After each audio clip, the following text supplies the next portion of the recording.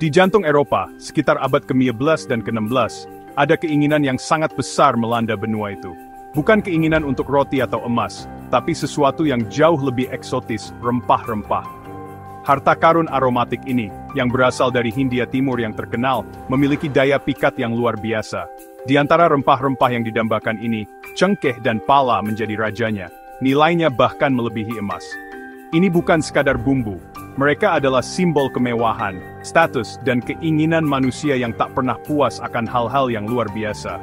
Aroma cengkeh dan pala memenuhi rumah-rumah orang kaya, meresap ke dalam makanan mereka, dan bahkan menutupi bau daging yang belum didinginkan.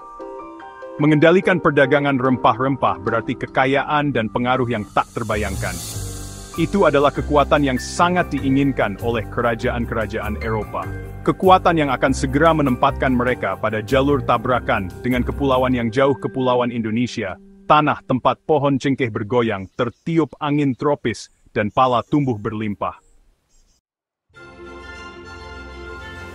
Lautan luas dan tak kenal ampun, berdiri sebagai penghalang yang tangguh antara Eropa dan kekayaan Timur.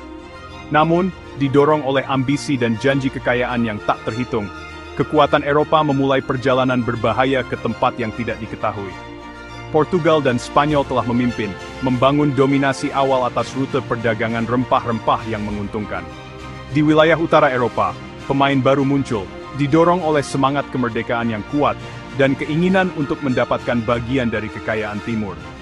Belanda, yang baru saja memenangkan kebebasan mereka dari kekuasaan Spanyol pada tahun 1551, ingin membangun takdir mereka sendiri di panggung dunia. Pandangan mereka beralih ke timur, menuju kepulauan rempah-rempah yang terkenal, tempat cengkeh dan pala tumbuh seperti rumput liar. Mereka akan menantang tatanan yang ada, berusaha untuk merebut kendali rempah-rempah dari sumbernya, dan mengklaim tempat mereka sebagai pemain utama dalam perdagangan global. Tahun 1705, Cornelis de Houtman, seorang penjelajah Belanda dengan rasa haus akan petualangan dan keuntungan, berlayar ke Hindia Timur. Misinya, membangun perdagangan langsung dengan kepulauan rempah-rempah, melewati perantara Portugis yang mengendalikan rute yang ada. Pelayaran Houtman penuh dengan kesulitan dan bahaya. Perjalanan itu panjang dan sulit, lautan berbahaya, dan ancaman penyakit selalu ada. Setelah mencapai kepulauan Indonesia, Houtman bertemu dengan jaringan rumit penguasa lokal, masing-masing berlomba-lomba untuk mendapatkan kekuasaan dan pengaruh. Kedatangannya disambut dengan campuran rasa ingin tahu dan kecurigaan. Para penguasa lokal waspada terhadap para pemain baru ini, orang asing berkulit pucat yang telah melakukan perjalanan jauh untuk mencari rempah-rempah berharga mereka. Panggung telah diatur untuk benturan budaya, ambisi, dan ideologi, yang konsekuensinya akan bergema selama berabad-abad. Bagian 4, benturan ambisi, perebutan kekuasaan di timur. Kedatangan Belanda di Hindia Timur memicu persaingan sengit untuk menguasai perdagangan rempah-rempah. Portugis, yang telah lebih dulu mendapatkan pijakan di wilayah tersebut, enggan melepaskan monopoli mereka yang menguntungkan. Inggris juga ingin memperluas kerajaan mereka yang sedang berkembang, dan melihat perdagangan rempah-rempah sebagai tiket mereka menuju dominasi global. Perebutan kekuasaan di timur adalah urusan yang kompleks dan berlapis-lapis. Terjadi tidak hanya di laut lepas, tetapi juga di istana para penguasa lokal, dan melalui jaringan diplomasi dan intrik yang rumit.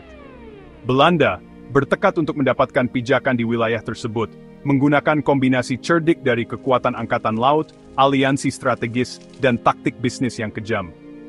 Mereka mengerti bahwa untuk benar-benar mengendalikan perdagangan rempah-rempah, mereka perlu mengendalikan sumbernya.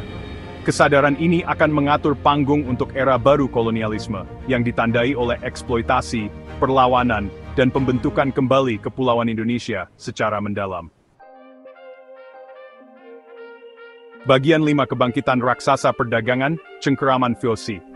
Pada tahun 1902, momen penting dalam sejarah Indonesia terjadi dengan berdirinya perusahaan Hindia Timur Belanda, yang dikenal dengan akronim Belandanya, VOC.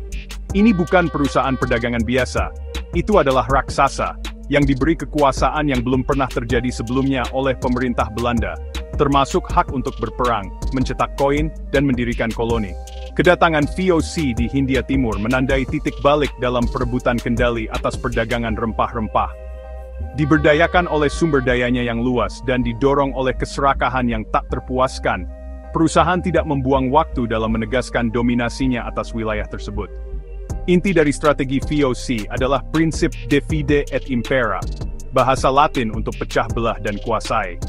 Mereka dengan terampil mengeksploitasi persaingan yang ada di antara para penguasa lokal, mengadu domba mereka satu sama lain untuk melemahkan perlawanan mereka, dan mengkonsolidasikan kekuatan mereka sendiri. Taktik licik ini akan memiliki konsekuensi yang luas, menabur benih perselisihan dan perpecahan yang akan terus mengganggu kepulauan Indonesia lama setelah VOC bubar.